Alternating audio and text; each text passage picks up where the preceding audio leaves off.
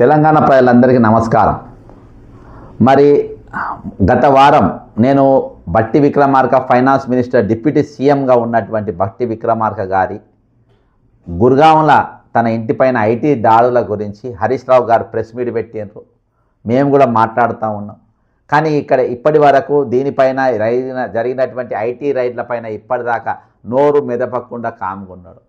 అయితే నిన్న నా ఖమ్మం జిల్లాకి వెళ్ళి ఈ వీడియో చూసిన తర్వాత చాలామంది మల్లు బట్టి విక్రమార్క గారి అన్న మల్లు అనంతరాములు గారి అభిమానులు చాలామంది ఫోన్ చేసింది నాకు.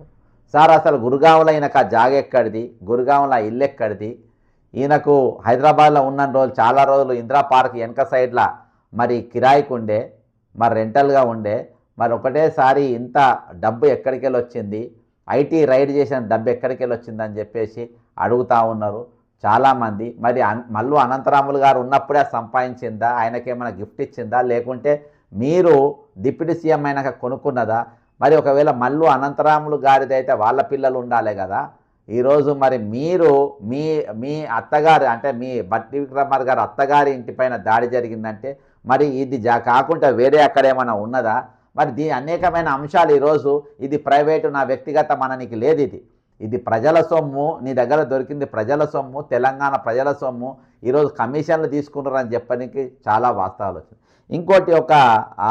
ఇంకొక ఫోన్ రావడం జరిగింది. కాబట్టి ఈరోజు బట్టి విక్రమార్క దంపతులు ఇద్దరు కూడా మాట్లాడవలసిన అంశం ఒకటి వచ్చింది. ఏంటంటే మరి కొత్తగూడెం ఎమ్మెల్యేగా ఉన్నటువంటి సాంబశివరావు గారు ఇప్పుడు ఉన్నారు. ఆ ఎమ్మెల్యే మరి ఆయన దగ్గర అంటే వాళ్ళ కుమారుడు భరత్ బాబు అంట, వాళ్ళ దగ్గరికి వెళ్ళి ఏదో ఫ్లై యాష్ కాంట్రాక్ట్ ఎవరికో ఇప్పిస్తామని చెప్పేసి ₹1,00,00,000 మీకు మరి మీ మధ్యలో ఉండి మరి ఎవరు వసూలు చేసినా యూత్ కాంగ్రెస్ నాయకులు ఎవరు వసూలు చేసి మీ పేరు మీద మీకు ఇచ్చిండ్రంట. అవి ఇచ్చిండ్రా లేదా, ముట్టినయా ముట్టలేదా అని కూడా మీరు మాట్లాడాల్సిన అవసరాలు ఉన్నాయి. ఎందుకంటే ఈరోజు తెలంగాణ ఏర్పడ్డది స్వయం పాలన కోసం కంటే ముందుగా ఈరోజు ఆత్మగౌరవం కోసం ఏర్పడ్డది. ఈ ఆత్మగౌరవ తెలంగాణలో ప్రతిదీ మన గౌరవార్థం జీవించాల్సిన పరిస్థితి. ఈ తెలంగాణను గత ప్రభుత్వం ఆల్రెడీ మిగులు బడ్జెట్తో ఏర్పడ్డ తెలంగాణ, చాలా గౌరవంగా ఏర్పడ్డటువంటి తెలంగాణ.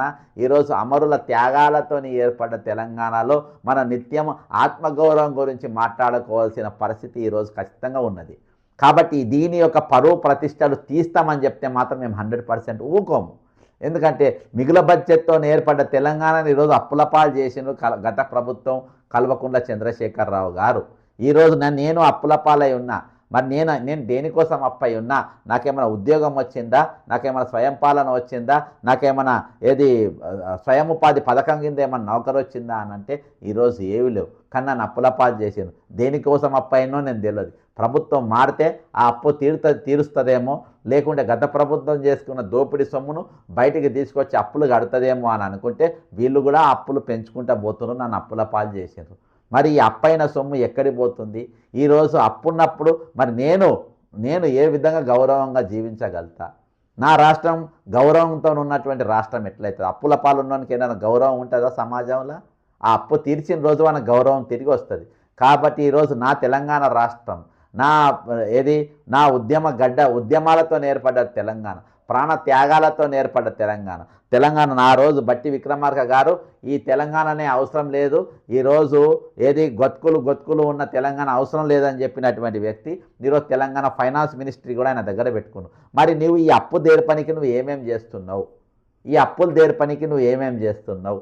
ఈరోజు చాలామందికి మన బకాయిలు ఉన్నాము, ఆ బకాయిలు తీసే ప్రయత్నం ఎందుకు చేస్తలేవు?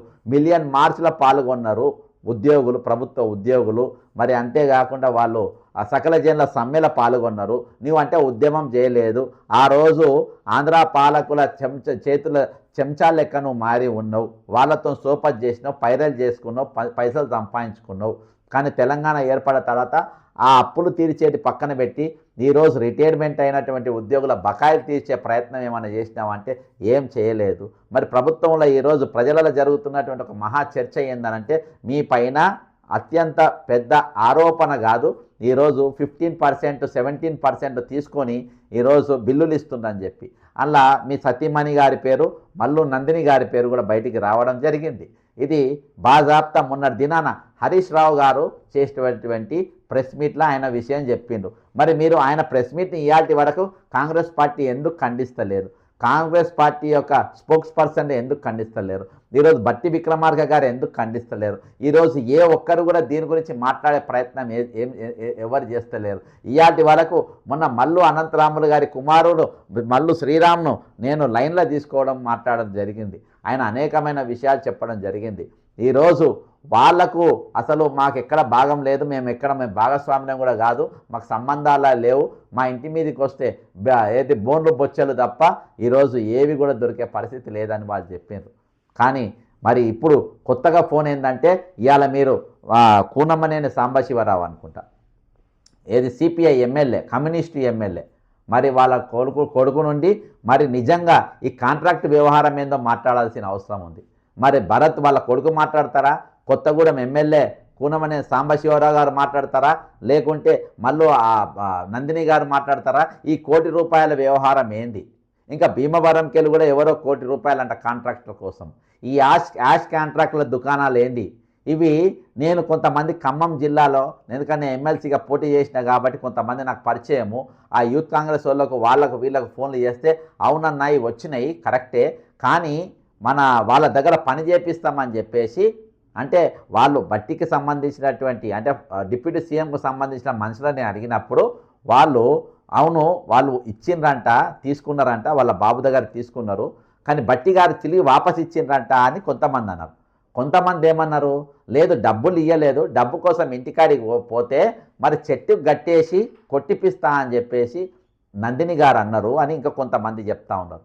ఈ విధంగా చాలామంది చాలా రకాలుగా చెప్తాను, కానీ వాస్తవం ఏంటంటే డబ్బు అనేది మాత్రము వాళ్ళ దగ్గర నుంచి తీసుకున్నారు పైరవి కోసము. ఏది ఈ కొత్తగూడెం ఎమ్మెల్యేకి వెళ్ళి డబ్బు తీసుకున్నది అనేది మాత్రం ఈరోజు 101% ఇది బయటికి అందరూ కూడా ఒప్పుకున్నారు. ఇది తుమ్మల నాగేశ్వరరావు గారికి తెలుసంట మంత్రి గారు, ఇంకో మంత్రి గారు పొంగిరెడ్డి శ్రీనివాసరెడ్డి గారికి తెలుసంట, ఈరోజు ఖమ్మం జిల్లాలో అందరికీ కూడా తెలుసంట. ఇది ఇక ఆ డబ్బు వాళ్ళకి ఇప్పించిండ్రు బట్టి గారు. ఇక ఎవరైతే డబ్బులు మధ్యలో ఉండి వసూలు చేసిండ్రో ఆయన దగ్గర కూడా రాణిస్తలేరని చెప్పేసి బట్టి వర్గానికి సంబంధించినటువంటి కొంతమంది యూత్ కాంగ్రెస్ నాయకులు నాతో చెప్పడం జరిగింది. మరి నేను ఈరోజు ఓపెన్గా నేను ఈరోజు అడుగుతున్నా, మరి బట్టి గారు మరి మీ పేరు మీద ఇప్పుడు ఆల్రెడీ 15% వెళ్ళి 17% అని చెప్పి మీ మీద అభియోగాలు ఉన్నాయి, అది వాస్తవం అని చెప్పేసి అందరు కూడా అంటున్నారు. నేను ఫోన్ ఇన్లో కూడా రిటైర్మెంట్ ఎంప్లాయ్ చాలామంది చెప్పిండ్రు, కాంట్రాక్ట్ కూడా ఆ విధంగానే వస్తున్నాయని చెప్పిండ్రు. ఎందుకంటే పూజ్యులు ఇప్పుడు ఉన్న చీఫ్ సెక్రటరీ గారు రామకృష్ణారావు గారు గత ప్రభుత్వాన్ని మొత్తం కొంప కొల్లేరు చేసిండు ఆయన వాళ్ళకు, ఏది చీఫ్ సెక్రటరీ మన ఫైనాన్స్ సెక్రటరీగా ఉండి ఏకంగా మీరు తీసుకొచ్చి ఏకంగా చీఫ్ సెక్రటరీకే తెచ్చుకున్నారు. ఇక ఆయన అడ్వైజులు ఏ విధంగా ఉంటాయో కూడా మన అందరికీ తెలుసు.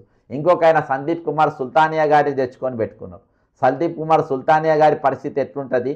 ఆయన చార్టర్డ్ అకౌంటెంట్ చేసినోడు, గత కేసీఆర్కు అన్న తప్పుడు ఆలోచన అని చెప్పి తప్పుడు తీరుగా వాళ్ళని నడిపించి ఈరోజు ఆ ప్రభుత్వం పోవడానికి వీళ్ళందరూ కూడా కారకులు. అసొంటోళ్ళని తెచ్చుకొని మళ్ళీ మీరు నెత్తి మీద పెట్టుకున్నారు. ఈరోజు ఆయన సలహాలు ఏ విధంగా ఉంటాయి? ఫైనాన్స్ సెక్రటరీగా సందీప్ కుమార్ సుల్తానియా గారు మీ దగ్గర ఉన్నారు. మరి ఆయన కథ ఏందో మీకు తెలుసా? వాళ్ళ బిడ్డ పెళ్లికి ఎవరెవరి దగ్గర ఏమేమి వసూలు చేసిందో తెలుసా మీకు? ఎంక్వైరీ చేయండి, విజిలెన్స్ ఎంక్వైరీ చేయండి వీళ్ళ మీద, మీకు బయటికి వస్తుంది. సందీప్ కుమార్ సుల్తానియా గారి చరిత్ర ఏందో మీరు తెలిస్తే మీకు చరిత్ర బయటికి వస్తుంది. వాళ్ళ బిడ్డ పెళ్లికి సీఎం క్యాంప్ ఆఫీస్ దగ్గర ఉండే గెస్ట్ హౌస్లో భార్యాభర్తలు కూర్చొని కరీంనగర్ డిఆర్ఓ గారు మీరు రండి, మీ పని ఏంటంటే ఐస్ క్రీమ్ తీసుకురావాలి, ఇంకో అధికారికి మీరు పెరుగు తీసుకురావాలి, ఇంకో అధికారికి మీరు బిర్యానీ సప్లై చేయాలి, ఇంకో అధికారికి మీరు టెంట్లు సప్లై చేయాలి, ఇంకో అధికారికి మీరు ఏది అక్కడ కన్వెన్షన్ హాల్ అవి బుక్ చేయాలి, ఇంకో అధికారి ఇంకోటి చేయాలి. ఈ విధంగా ఇది నేను చెప్పింది అబద్ధమో నిజమో ఈరోజు మీరు ప్రభుత్వం విజిలెన్స్ ఎంక్వైరీ పెట్టండి, సందీప్ కుమార్ సుల్తానియా గారిని తీసుకొచ్చి మాట్లాడియండి. వీళ్ళ దగ్గర మీరు వసూలు చేసినరా లేదా? ఈరోజు పెరుగు కోసము, ఐస్ క్రీమ్ల కోసం, అన్నం కోసం, కూరల కోసం, మిరపకాయ బజ్జీల కోసం, పాపడాల కోసం, వడియాల కోసం, పెరుగు పచ్చడి కోసం, రసం కోసం ఎందుకండి బతుకు? మీరు ఒక ఐఏఎస్లా కాదా చెప్పండి? ది మోస్ట్ కరప్టెడ్ ఆఫీసర్ 10 మంది గత ప్రభుత్వంలో ఉన్నారని చెప్పి నేను ఆ రోజు డిఓపిటి కంప్లైంట్ ఇచ్చిన. 10 మందిలో సందీప్ కుమార్ సుల్తానియా ఉన్నారు, లోకేష్ కుమార్ అనేటోడు ఉన్నాడు. అవినీతి పరులైన అధికారులకు మొన్న ప్రమోషన్లు కూడా ఇవ్వడం జరుగుతూ ఉంది. మరి ఈ అవినీతిని అరికట్టాల్సిన బాధ్యత ఈరోజు తెలంగాణ ప్రభుత్వం పైన ఉందా లేదా, రేవంత్ రెడ్డి గారి పైన ఉందా లేదా? ఈరోజు అటువంటి వ్యక్తిని మీరు ఫైనాన్స్ సెక్రటరీగా పెట్టుకొని ఎటువంటి సలహాలు ఇస్తాడు ఆయన? రిటైర్మెంట్ ఎంప్లాయీస్ పైసలు ఆపేయండి. కేసీఆర్ గారికి వీళ్ళు అత్యంత సన్నిహితులు, వీళ్ళంతా వీళ్ళ 3 సంవత్సరాలు వీళ్ళ మొత్తం ప్రమోషన్లు ఇచ్చిండ్రు. ఆ డబ్బేగా మాకు ఇవ్వండి, మనం మేయా గారికి ఇద్దాం, మనకు కమిషన్లు ఇస్తారు 4 రూపాయలు, లేకుంటే వేరే కాంట్రాక్టర్లకు ఇద్దాం, వాళ్ళు మనకి ఇస్తారు.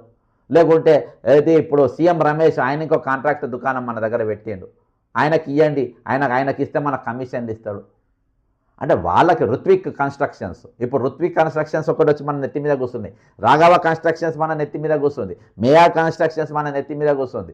ఈరోజు మన ఆర్థికం మీద వాళ్ళు మన నెత్తి మీద కూర్చొని మన పైసలన్నీ ఎత్తుకపోనికి వాళ్ళు తయారైపోయింది. ఈరోజు ఇవన్నీ వ్యవహారాలు పక్కన పెట్టుకొని దగ్గర పెట్టుకొని మీరు మొత్తం దొంగలకు సద్దులు కట్టేటోళ్ళని తీసుకొచ్చి మీ దగ్గర పెట్టుకొని మీరు మంచి చేద్దామనుకుంటే ఎవరు నమ్ముతారు? ఈరోజు మీరు ప్రజలకు నిజంగా మేలు చేయాలనుకుంటే ఎవరు నమ్ముతారు? కాబట్టి ఇటువంటి అధికారులను తీసుకొని వచ్చి లాస్ట్లో రిటైర్మెంట్ అయ్యే వ్యవస్థలు రోడ్లపైకి వచ్చే పరిస్థితి మీరు తీసుకొచ్చిందంటే ఎంత దారుణం ఇది. కాబట్టి ఈరోజు నందిని గారు, మీరు బట్టి విక్రమార్క గారు ప్రెస్ మీట్ పెట్టి, కూనమసేని సాంబశివరావు ప్రెస్ మీట్ పెట్టి, ఎందుకంటే ఇది పెద్ద ఎత్తున చర్చ జరుగుతుంది ఈరోజు ఒక డిప్యూటీ చీఫ్ మినిస్టర్ మీద. ఆల్రెడీ సిఎల్పి ఎమ్మెల్యేగా సిఎల్పి లీడర్గా ఉన్నప్పుడు 12 మంది ఎమ్మెల్యేలు అమ్ముకున్నారని చెప్పేసి ఒక పెద్ద ఆర్డరీలో జనంలో ఉన్నది, జనంలో ఆల్రెడీ నాంచుడు ఉన్నది ఈరోజు. ఇది వాస్తవం. ఇది ఒక్క ఎమ్మెల్యే పోతే కూడా ఒకరోజు ధర్నా చేయలేదు, ఒకరోజు దీక్ష చేయలేదు, ఒక కోర్టుల కేసు ఫైల్ చేయలేదు, మీరు ఉద్యమం చేయలేదు. గత ప్రభుత్వం చేసిన ఏ ఒక్క కార్యక్రమం పైన కూడా, ప్రజా వ్యతిరేక కార్యక్రమం దేనిపైన కూడా నువ్వు పోరాటం చేయలేదు. హ్యాండింగ్ గ్లౌజ్ ఉన్నావు గత ప్రభుత్వంతో. ఇవాళ బీఆర్ఎస్తో నువ్వు బీజేపీతో అదే తిరుగున్నావు, అదే తిరుగా వ్యవహరిస్తావు. బీఆర్ఎస్ 10 మంది ఎమ్మెల్యేలు పోతే వాళ్ళు ఒంటి కాలు మీద లేస్తున్నారు. మా అంత శుద్ధపూసలు లేరు, మేము గత ప్రభుత్వ ఎమ్మెల్యేలు ఒక్కరు కూడా చేర్చుకోలేదని చెప్పి వాళ్ళంత శుద్ధపూసలు లేదని చెప్పి వాళ్ళు కొట్లాడుతూ ఉండరు. మరి మీకేం రోగం వచ్చి మీరెందుకు కొట్లాడలే? ఆ రోజు బక్క జెడ్సన్ ఒక్కడే కొట్లాడింది. ఆ రోజు 12 మంది ఎమ్మెల్యేలు పోతే మీరు ఎవరు ఫైటింగ్ చేయలే, ఎవరు మాట్లాడలే, ఎవరు కొట్లాడలే. మీరు హ్యాండింగ్ గ్లౌజ్ లేకుండే వాళ్ళతోని. కాబట్టి ఈరోజు ఖచ్చితంగా Kunamneni Sambasivarao CPI MLA Congress party పొత్తుల టికెట్ తీసుకున్న వ్యక్తి అసలు జరిగిన తతంగం ఈ స్టోరీ మొత్తం మీద చెప్పద్దు, లేదు కాదు అని అబద్ధం మాత్రం చెప్పద్దు.